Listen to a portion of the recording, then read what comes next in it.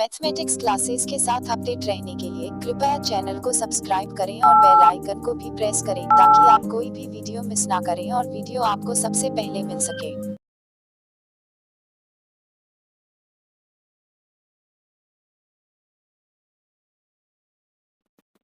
Hello students, आपका फिर से स्वागत है। आज की इस वीडियो में हम पॉलिनोमियल्स सीखेंगे।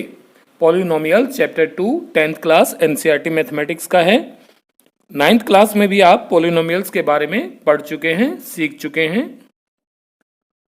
आइए एक रिवीजन करते हैं और जानते हैं कि आपने अब तक क्या सीखा। सबसे पहले पॉलिनोमियल की डेफिनेशन। ओके, तो डेफिनेशन के तौर पर हम पॉलिनोमियल को कैसे एक्सप्रेस कर सकते हैं?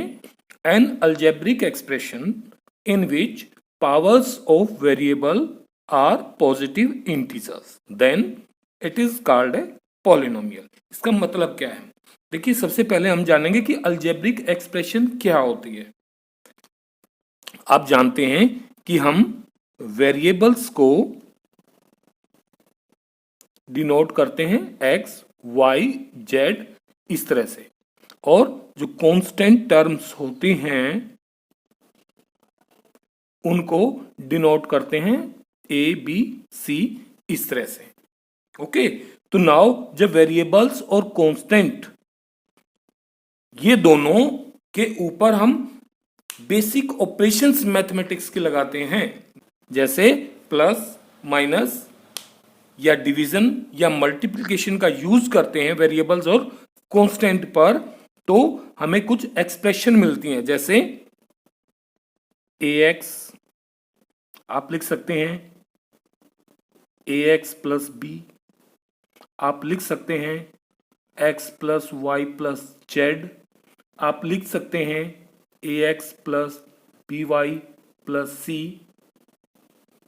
तो इस टाइप ये एक्सप्रेशंस बनती हैं। इनको क्या बोलते हैं? Algebraic expressions. ओके, अब इस तरह की किसी एक्सप्रेशन में, ठीक है, तो वेरिएबल जैसे ये अलग अलग हो गए। हम पॉलिनोमियल्स के जो वेरिएबल होते हैं वो भी एक से ज्यादा हो सकते हैं, लेकिन हम आपके कक्षा में केवल एक वेरिएबल के पॉलिनोमियल्स पढ़ेंगे। तो एक वेरिएबल के एक्सप्रेशंस कैसे लिखी जा सकती हैं? कुछ ऐसे,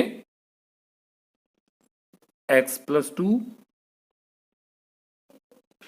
ए X square plus B X plus C, A X cube plus B X square plus C X plus D. तो हम कुछ इस प्रकार से एक वेरिएबल में जो एक्सप्रेशंस लिखते हैं, इनको हम पॉलिनोमियल तब कहेंगे जब इनके वेरिएबल, तो इसमें वेरिएबल एक्स है, इसमें भी एक्स है, इसमें भी एक्स है, तो जब इनके वेरिएबल्स की पावर, अब यहां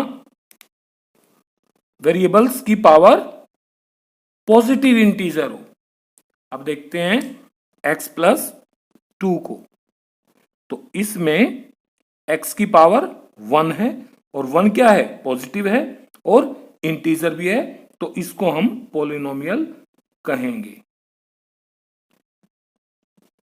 ओके, नाउ सेकंड को देखते हैं, A X square plus B X plus C. अब इसमें वेरिएबल की पावर 2 है, यहां ये भी पॉजिटिव है और इंटीजर है, यहां 1 है, ये भी पॉजिटिव और इंटीजर है, तो ये भी पॉलिनोमियल होगा। इसी तरह से आप इस एक्सप्रेशन को देखें, यहां भी वेरिएबल की पावर पॉजिटिव है और इंटीजर्स हैं, सभी पावर्स को देखिए आप, तो इसको भी हम पॉलिनोमियल कहेंगे। ओके, तो पॉलिनोमियल कौन नहीं होगा? जिसमें वेरिएबल की पावर पॉजिटिव इंटीजर ना हो। जैसे 3 रूट एक्स प्लस 2। अब वेरिएबल x है, तो x की पावर यहां कितनी है? 3 x की पावर 1/2। रूट x को x की पावर 1/2 लिख सकते हैं, प्लस 2, तो वेरिएबल की पावर कितनी आई? 1/2, और 1/2 तो इंटीजर नहीं है, इंटीजर नहीं है तो ये पॉलिनोमियल नहीं होगा। आप ऐसे भी 2/x² प्लस 5, क्या ये पॉलिनोमियल है?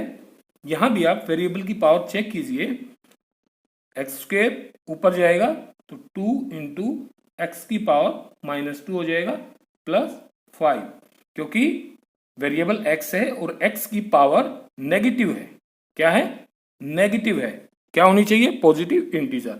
तो नेगेटिव हो गया तो ये भी पॉलिनोमियल नहीं होगा। ओके, अब आपको पता चल गया कि पॉलिनोमियल कौन से होते हैं और पॉलिनोमियल किसको कहेंगे आप। आइए अब जानते हैं टाइप्स ऑफ पॉलिनोमियल्स के बारे में कि पॉलिनोमियल्स कितने प्रकार के होते हैं। Polynomials are of 3 different types based on the number of terms. Polynomial 3 प्रकार के होते हैं जो इसके पदों की संख्या के आधार पर विभाजित किए गए हैं, यानी कि किस पॉलिनोमियल में कितने पद हैं और उसे क्या कहते हैं, इस आधार पर पॉलिनोमियल 3 प्रकार के होते हैं। पहला मोनोमियल, दूसरा बाइनोमियल और तीसरा ट्राइनोमियल। अब इन तीनों के बारे में एक एक करके पढ़ते हैं। पहले मोनोमियल। मोनोमियल्स क्या होते हैं? An expression which contains only one term is called monomials, यानी वो एक्सप्रेशंस जिनमें केवल एक ही टर्म होती है मोनोमियल कहलाते हैं। फॉर एग्जाम्पल 5x 3 -3xy ये मोनोमियल्स के एग्जाम्पल है। आइए अब पढ़ते हैं बाइनोमियल। बाइनोमियल क्या होते हैं? An expression which contains only 2 terms is called binomial, यानी ऐसी एक्सप्रेशन जिसमें केवल 2 ही पद होते हैं, केवल 2 टर्म्स होती हैं, उनको बाइनोमियल कहते हैं। For example 5x + 2 2x - 3y ये बाइनोमियल के एग्जाम्पल्स हैं। आइए अब पढ़ते हैं ट्राइनोमियल्स।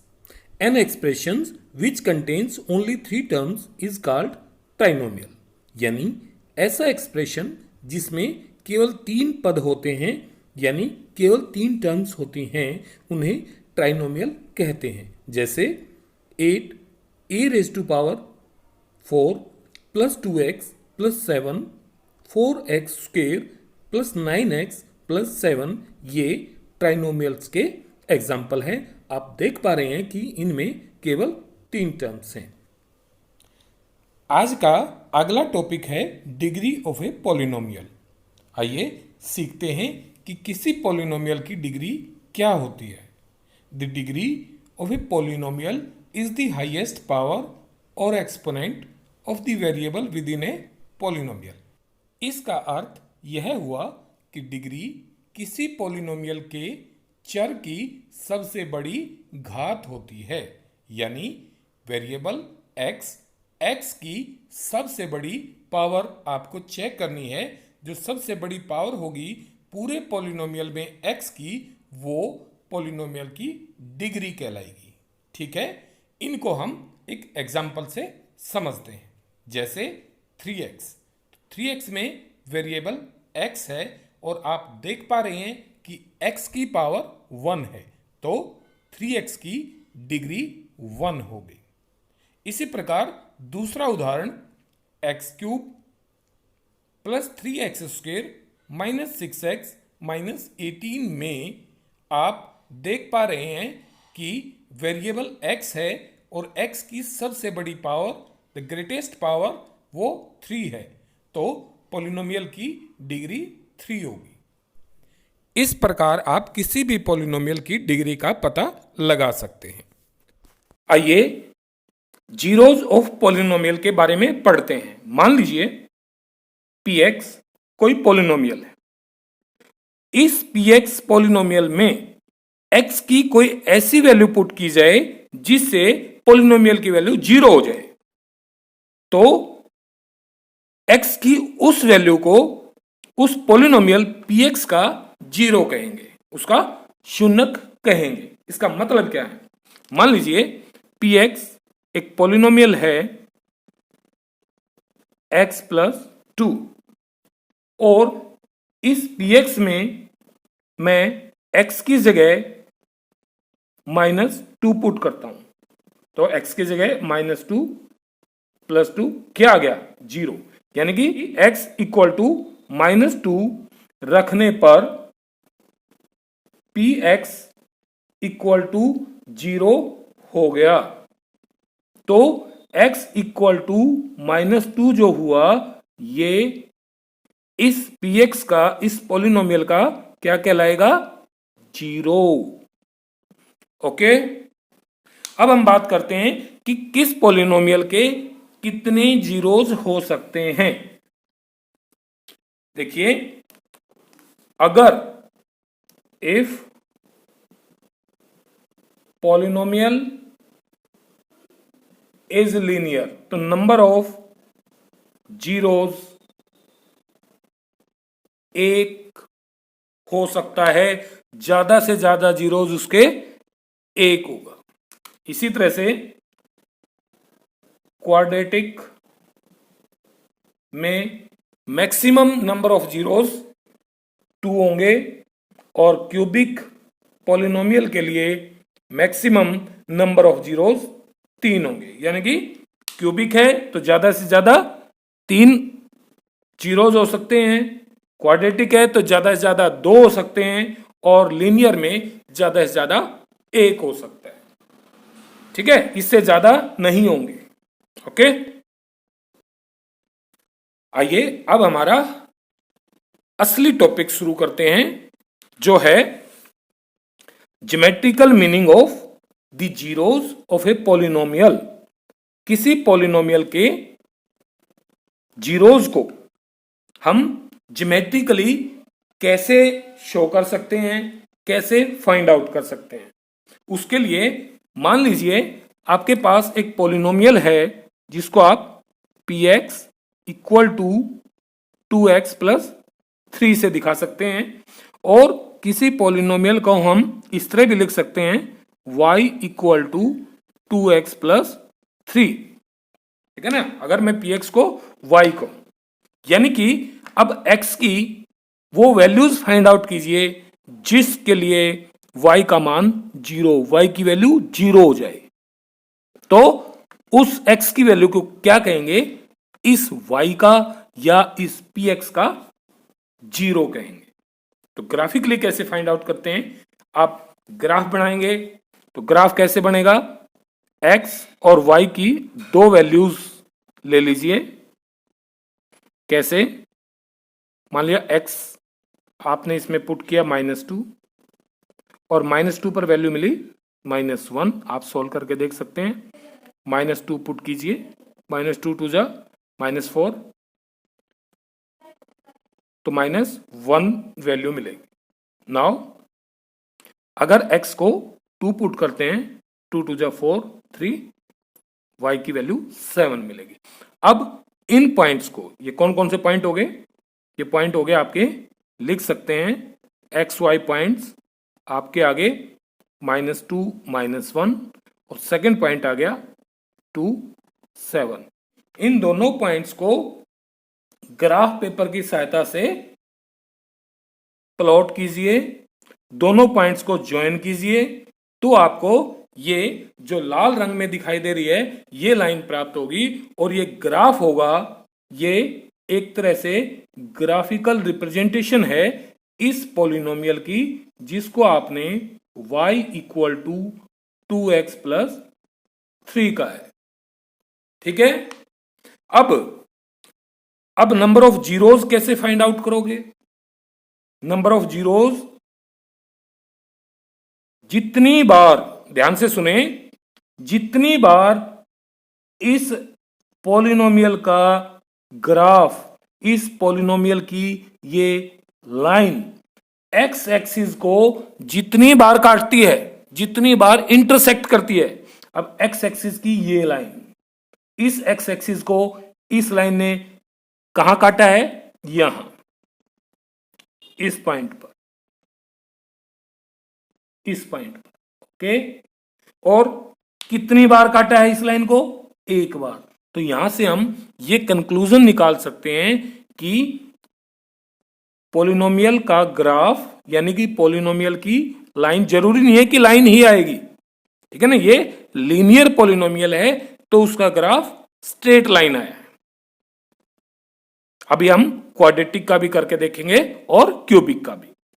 तो ये लाइन का ग्राफ एक्स एक्सिस को जितनी बार इंटरसेक्ट करता है उसके नंबर ऑफ जीरोस उतने ही होते हैं। तो इसमें नंबर ऑफ जीरोस कितने होंगे?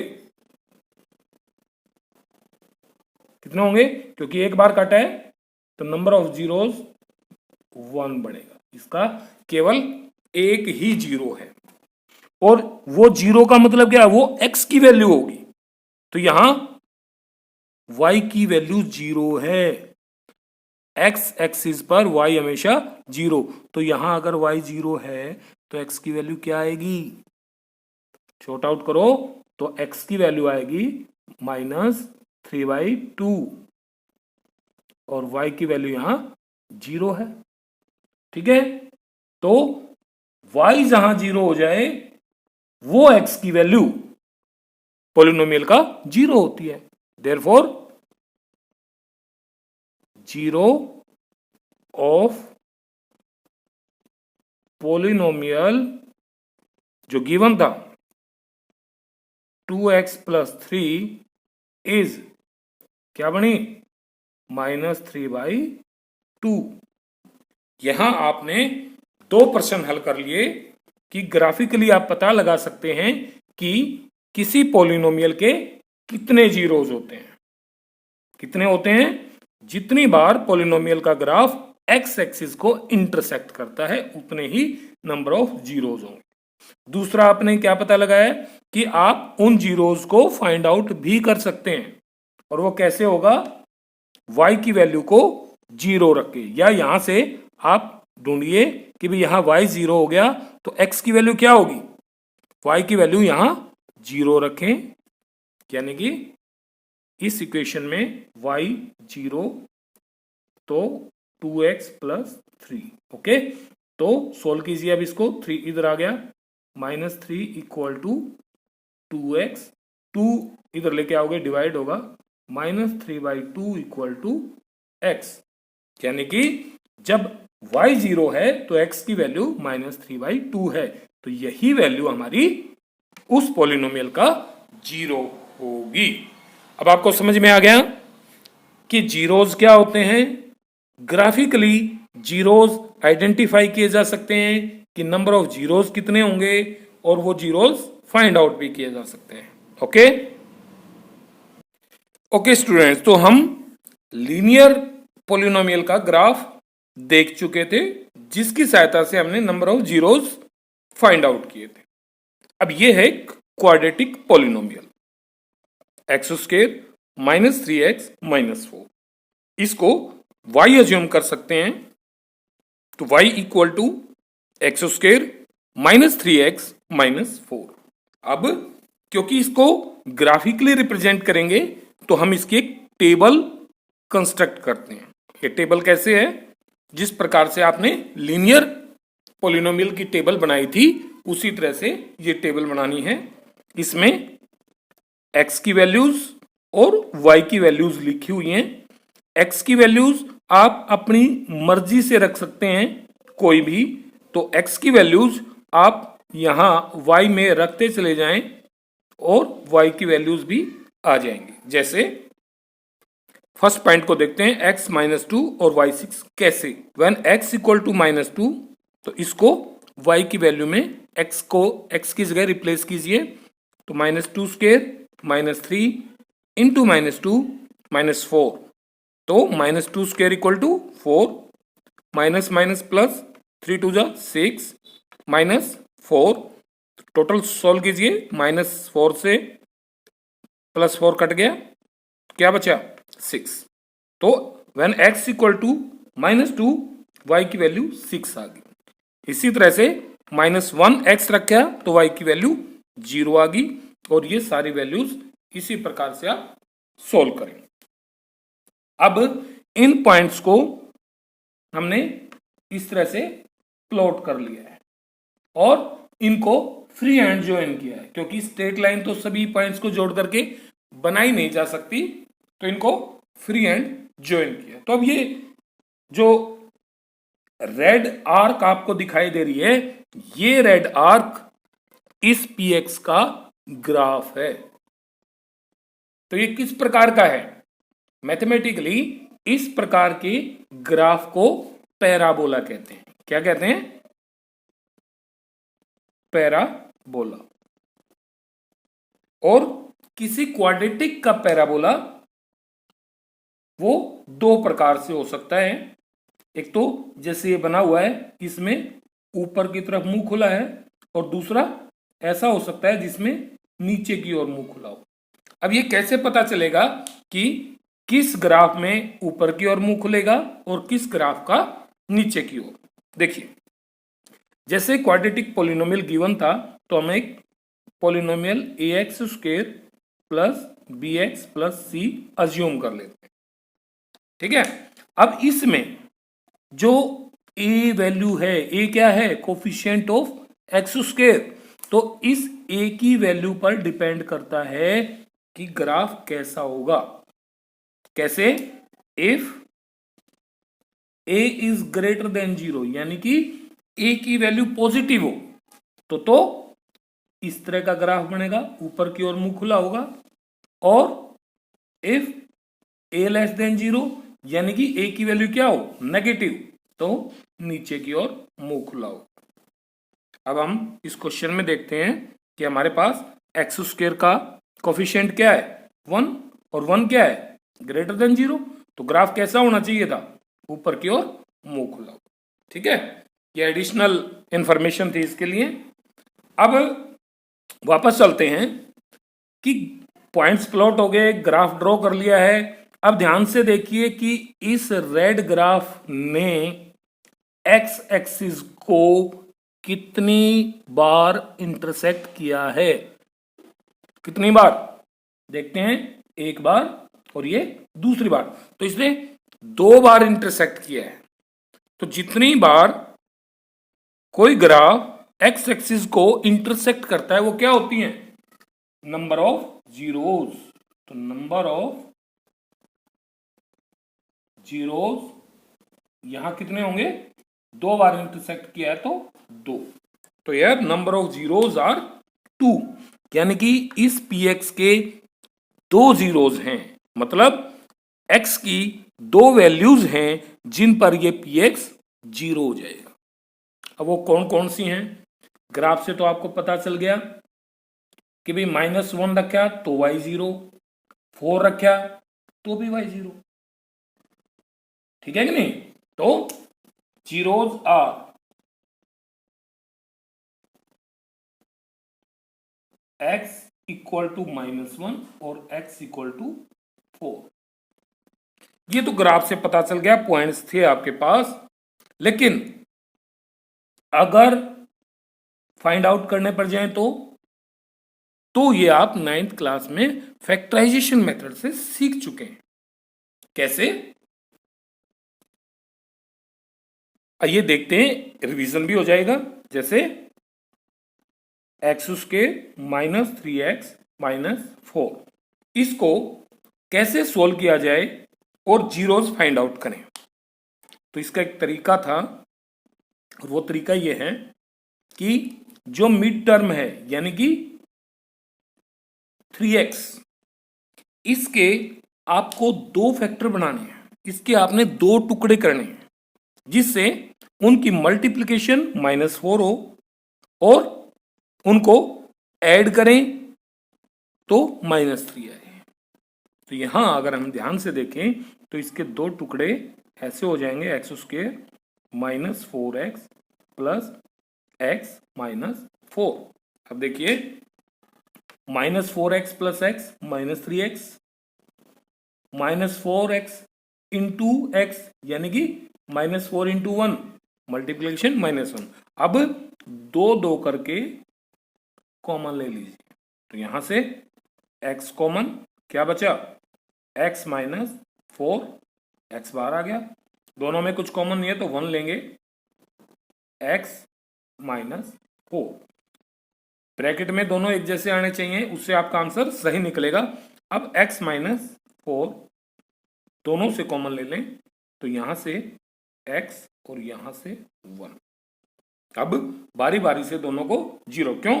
क्योंकि जीरोस निकालने हैं तो इसको जीरो के इक्वल रखेंगे, तो x माइनस 4 इक्वल टू 0 रखेंगे और x प्लस 1 को भी 0 के इक्वल। तो यहां से x की वैल्यू 4 और यहां से x की वैल्यू माइनस 1।